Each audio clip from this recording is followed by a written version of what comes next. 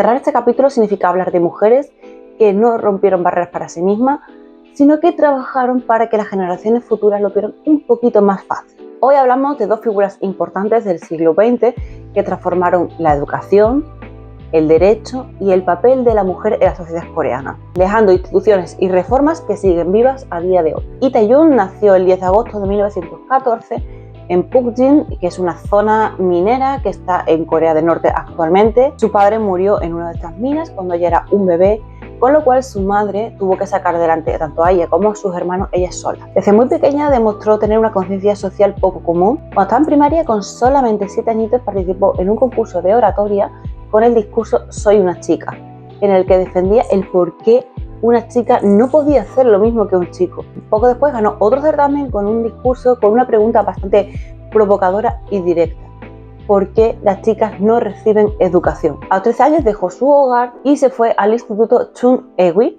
que está en Pyongyang, o sea, Corea del Norte. En 1932 se graduó en la Universidad Ewha, que ya mencionamos en el vídeo anterior, donde se graduó en Economía Doméstica. Ella era consciente que esta educación doméstica no era suficiente para mejorar la vida de las mujeres, las cuales están casi confinadas en el hogar, por lo cual comenzó a estudiar Derecho de forma autodidacta. En 1935 participó en el primer certamen de oratoria para alumnas coreanas, donde habló de la liberación de estas labores domésticas de la mujer y de esta sumisión que tenía que tener la mujer en la sociedad coreana. En 1936 se casó con el pastor Cheung Jil-hyun, el cual estaba implicado en los movimientos independentistas. Debido a sus vínculos con Estados Unidos, fue detenido y encarcelado 5 años sin un juicio. Durante todo ese tiempo ella tuvo que trabajar como lavandera, como costurera, como cantante de radio, como maestra, para poder mantener a su familia. Tras el fin de la Segunda Guerra Mundial y la liberación de Japón, ella retomó sus estudios, siendo la primera mujer que ingresó en la Universidad Nacional de Seúl. A los 32 años se graduó en Derecho, siendo también la primera mujer en obtener un título de jurisprudencia en esta universidad. En 1952 aprobó el examen judicial nacional, siendo otro hito porque también fue la primera mujer en obtenerlo. En 1957 obtuvo el máster, el cual estaba especializado en temas de divorcio. Mientras estudiaba, abrió una oficina legal independiente que ofrecía asesoramiento a mujeres que intentaban salir de matrimonios abusivos o injustos. En aquel momento las leyes coreanas, que ya sabéis, estaban bajo la influencia del confucianismo, no me sale nunca esa palabra,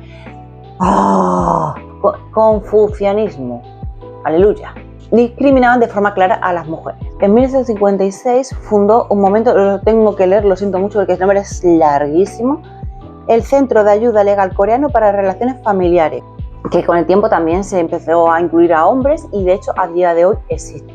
Convencida que la igualdad solamente se podría obtener mediante cambios estructurales, ella junto con otras mujeres presionaron tanto a la Asamblea Nacional como al Ministerio de Justicia para reformar las leyes familiares. Como resultado, en 1957 se aprobaron reformas que entraron en vigor 3 años después. Se aprobaron, por ejemplo, que la mujer no necesitará el permiso del marido para emprender acciones legales. También derechos igualitarios tanto en divorcio como en adopción, y también se otorgó el derecho a la mujer a heredar y poseer propiedades. Antes no se podía. Entre 1963 y 1971 fue decana de esta universidad de Ewha. Su implicación en el movimiento democrático en la década de 1970 le costó su arresto y su inhabilitación profesional. Durante su carrera escribió como unos 15 libros en el que habló de esta desigualdad de género, de los derechos de la mujer en el ámbito legal, y también escribió una autobiografía. Kim Hwan-leong, más conocida como Helen, internacionalmente se conoce como Helen Kim, nació en 1899 en Incheon. Fue política, fue educadora, fue activista, fue diplomática y una feminista cristiana. Escribió bajo el seudónimo de Woo Wol y es recordada como una de las primeras pioneras de la educación femenina en Corea. Ingresó en 1907 en la escuela metodista de Ewha, en la que entonces llamada Ewha Hakdang. Allí cursó primaria y secundaria hasta graduarse en 1918. Desde muy joven quedó marcada por el cristianismo metodista y con la idea de que la educación era la clave para la independencia de la mujer. Tras graduarse viajó a Estados Unidos para seguir su formación. Estudió en la Universidad de Wesleyan de Ohio, donde se graduó con honores en 1924. Un año después obtuvo una maestría en Boston y en 1931 se doctoró en Columbia, convirtiéndose en la primera mujer en obtener un doctorado. Ese mismo año regresó ya a Corea y fue nombrada decana de EWA. En 1939 pasó a ser la presidenta, cargo que ocupó durante más de 2 décadas. A pesar de estar bajo el dominio japonés, ella amplió su oferta académica y el número de alumnas coreanas, convirtiéndose ya en lo que es a día de hoy la Universidad de Mujeres de EWA. Durante la Guerra de Corea tuvo que trasladarse temporalmente a Busan para poder huir de estas guerras. Tras el armisticio pudieron regresar a Sinchon y comenzaron a restaurar lo que quedaba de esa universidad, lo que les permitió incorporar nuevas facultades y un hospital. Gracias a eso, EWA se convirtió en la universidad femenina más grande del mundo, distinción que conserva aún a día de hoy. En 1948 seguía todavía presidiendo EWA, pero fue nombrada directora de la Oficina de Información Pública del gobierno del presidente Syngman Rhee. En este contexto, pues ella sintió la necesidad de crear un periódico en inglés que pudiera explicar con precisión a Estados Unidos lo que estaba sucediendo con la guerra en Corea. De esta necesidad surgió un periódico que yo creo que si estás metido en el mundo coreano lo conoces, The Korea Times, que fue fundado y publicado por ella. A pesar de dificultades técnicas, de los escasos recursos, evidentemente también del caos de la guerra, consiguieron publicar el primer número el 1 de noviembre de 1950. Más de la mitad de los ejemplares fueron enviados al frente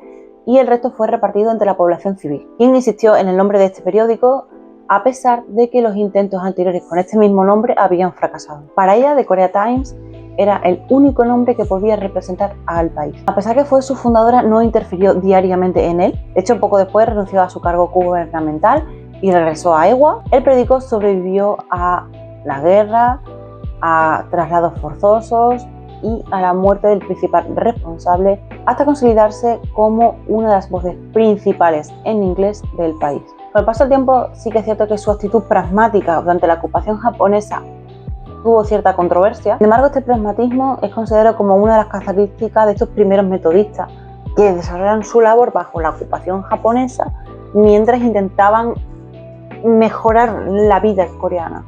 Falleció en 1970, recordada como una figura compleja pero fundamental. La primera mujer coreana en doctorarse, la primera presidenta de una universidad y una de las primeras impulsoras en la educación femenina de Corea. Además, evidentemente, de la proyección internacional de Corea. Estas dos mujeres dedicaron sus vidas a cambiar estructuras, leyes injustas, sistemas educativos limitados y una sociedad que no estaba preparada para escuchar a las mujeres. Estas 8 mujeres que han sido protagonistas de este especial del 8M no quieren decir que sean las únicas, había muchas más mujeres importantes en Corea. He seleccionado 8, que como dije en el primer vídeo me ha costado lo suyo, pero creo que han servido un poco para ver un poquito cómo la sociedad coreana ha ido evolucionando con respecto a las mujeres a lo largo del tiempo. Así que nada, espero que os haya gustado y ya nos vemos próximamente en otro vídeo. Adiós.